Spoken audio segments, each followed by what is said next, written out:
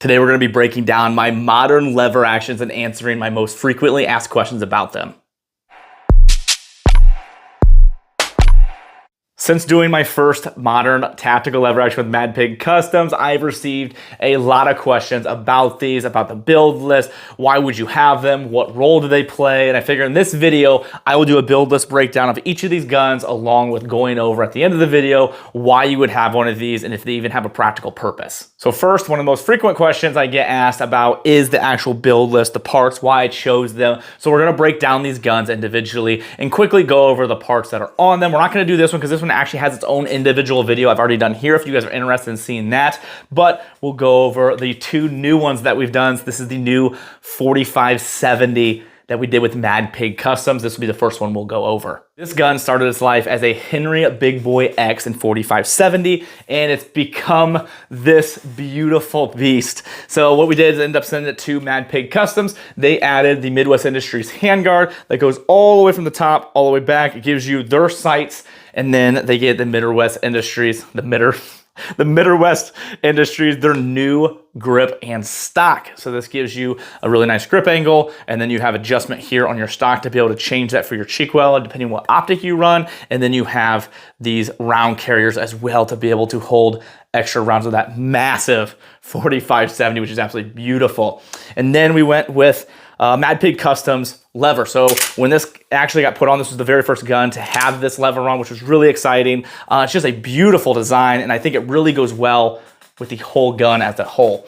So then you go down, you've got these slate black rail covers here. Just adds a little bit of texturing, and with the color, it matches really good with the Cerakote. Then I got a Cloud Defensive Rain Micro in FDE. Again, just looks really good with the color. Then a matching FDE EOTech EXPS 2. Got that from Brownells. And then up front is a JK Armament suppressor. So this is the 4570 Big Boy X originally. Now it's a completely different gun. But MadPig Customs does a bunch of custom work to it, smooths everything out, cuts your barrel down. They added the muzzle device to be able to add the suppressor. And then they do all the Cerakote and adding the parts as well. So an incredible gun, and this is one of my favorites. It's really difficult to choose, honestly, just because I always look at one, I'm like, nope, this is my favorite. And then I grab the next one, I'm like, nope, this is my favorite. They're all sweet, they're all great guns, and they're a lot of fun. This one being a 4570 is a lot more fun, just because it's a 4570. It's a freaking monster. But that is the quick breakdown of this gun for the part list. Next one is the Snow Camo Rossy. So it started as a Rossy 92. And as you can tell, I tried to make these a little bit different. So like the first one I'd use for hunting, just because of the way I set it up. The 4570 is just sweet because it's tactical and the caliber's dope. But this one, I was like, you know what? This one I want to kind of make a little bit different. So I went with a smaller pistol optic, and that's one with. This is the Pandora Lead and Steel. So I just wanted to change it up just a little bit. So I added that to the front, being the fact they don't have the full rail like the other ones do, because this is a top eject, so it ejects off the top there, so you can't do a top rail on there. But you got the Midwest Industries handguard, again the exact same thing, but it's just designed a little bit differently. And then you have this top rail here. You're able to put front sights if you want to, because they do have their front sights here and here, or here, sorry.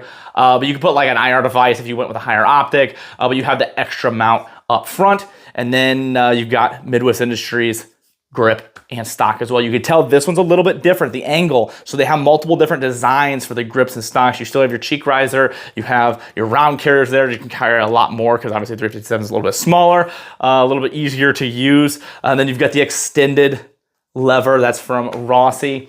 And then just the custom work, again, done by MadPig Customs to make this an incredibly smooth gun and function a lot better. MadPig Customs does a phenomenal work. They actually got a couple other guns right now they're gonna be working on for me. I love doing work with them. Their Cerakote's very clean. I love the uniqueness of this one. When we did this one, they were like, you know, what do we wanna do with it? And I was like, you know what? We've got two more practical ones that I would actually use, that I have like a thought of what I would use them for. I'm like, let's have fun with this one. Like, do what you guys want.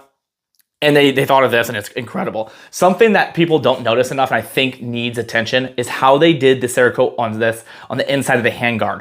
It's such a subtle touch. So they did the inside of the handguard in this blue color that matches the grips here on the back. And it's just subtle enough that it's not like in your face where it's like, oh, that blue is a lot. But it's just as you rotate the handguard, I'll show you B-roll of it, but as you rotate the handguard, you could just see it poking through. And I think it's super clean look. And I just absolutely love the way that this one came out. But that is the Rossy 92 done by MadPig Customs. Again, this one has its own video. It's got some different parts, completely different stock, different optics and accessories as well. So if you're interested in that, watch the video there and watch that breakdown. But let's go over the sponsor of the channel before we get into my thoughts on the practicality of modern lever actions. Let's go over the sponsors of the channel. Brownells is a massive supporter of the channel. I cannot thank them enough. You guys can use my website, tacticalvisor.net. Go there. There's links to them and discount codes and all the things to help you guys save some money. And they've been a massive supporter. I could not do any of this without them. And they have everything that you could ever want. So definitely show them some love because they support me a ton. Hollister Clothing donates 5% proceeds to charity. Cannot thank them enough for the donations that they do. They've donated over $2.5 million, and I love their clothes. It's one of the newest shirts that I just got, and they have a Tactical Visor shirt as well. But big thank you to the two sponsors of the channel, and they've been wildly supportive to me, so I'd appreciate if you guys would show them some love. Now let's get into the full video and go over the practicality, where these guns fit in a purpose-driven role. I'm gonna lead off by saying that these are very expensive and you're looking at anywhere from $2,000 to $4,000 depending on the way you set these up. The first one was about $4,000. This one's right there in that ballpark as well. So they're very expensive to do and they're kind of hard to get a hold of just for the fact that one, the Henrys and the Marlins and the Rossys are kind of difficult to find in stock, and then Mad Pig Customs just has so much work going on. It does take a little while for them to be able to complete your gun for you just because they've got a lot of demand right now with the work that they're doing. They're doing really incredible stuff and I'm really enjoying that, and they're actually branching off into some other things that will actually be a cool new project that you guys will see very soon. Once I get more information on that, I'll be able to share that with you, but until then I can't talk too much about that. But with these guns and the price that they're at, you're gonna have really two sides to that. You're gonna have the people that are like, I'm buying these strictly for a collector's item and I wanna show it off and it just looks cool, and there's nothing wrong with that. If you have the money and that's what you wanna do, tear it up, have fun, put it up in your vault room. It is one of the coolest guns that I own. It is one of those guns, whenever someone comes into this vault room, these are the guns they almost always go to first, or when they finally see them, they're like, oh gosh, that's amazing. And this is the ones they're most interested in, I should say. So if you're looking for that purpose, these are gonna do it. Like, these are definitely going to be an eye catcher, and people are gonna be like, wow, that's very unique and it is very cool. Absolutely love them. Then there's gonna be the other people that are like, if I'm spending that kind of money, then this thing better actually do something for me. I'm gonna use it as a practical purpose. And these can absolutely do that. So like I said, I go deer hunting with actually all three of these because I'm in Ohio and a straight wall cartridge is the only way I can deer hunt with a rifle instead of a shotgun. So the 357 I've actually went deer hunting with. I haven't done it with the 45-7 just because I don't want to blow my deer to pieces. I like the 350 Legend's been my favorite so far. But 357 I've hunted with. Probably won't hunt with the snow camo one just because the optics setup and the way it's set up is not really great for Ohio deer hunting. Another way to look at this is the states that don't allow certain things like New York and California, these things are legal. You can absolutely go out and use this. Is this better than an AR-15? Absolutely not. These are not better than AR-15s, but it is nice to know that those that are behind enemy lines and want to follow the letter of the law as much as possible, these are legal, and you could do this if you want to and have a setup this way. That way you could still be able to have your tactical setup to use. And they're still practical enough that you can actually use these if you wanted to. Would I prefer this over an AR-15 for home defense? No, I'd choose my AR-15 every time. But it is nice for those people that want to have other options. This is another option. So the best way to look at it is, can you use this in a tactical scenario where you're going to do home defense, or you're going to go hunting, or you're going to use it as your primary? You can, but there's better options out there if that's what you're looking for. I don't really think that's what most people are going for when they're buying these guns. Are they practical and will they work to put somebody down or something down? 100%. They're gonna do a really good job, especially the 45-70.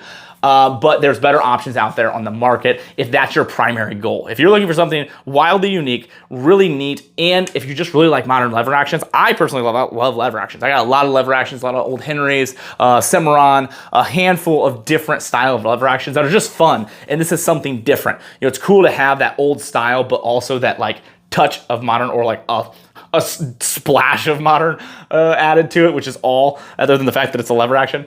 But it is just a really, really fun gun to build. And there's a lot of customization you can do with it as well, kind of making it your own and exactly the setup you'd like to go with. So the things I'll tell you before you decide on doing one of these is make sure you understand the budget and how much these can cost. And as long as you're okay with that, then I think this is a great gun to purchase and you will have a ton of fun with it. And it's gonna be one of the guns that anybody at the range or your buddies are all going to oogle at just because of how cool and unique it is.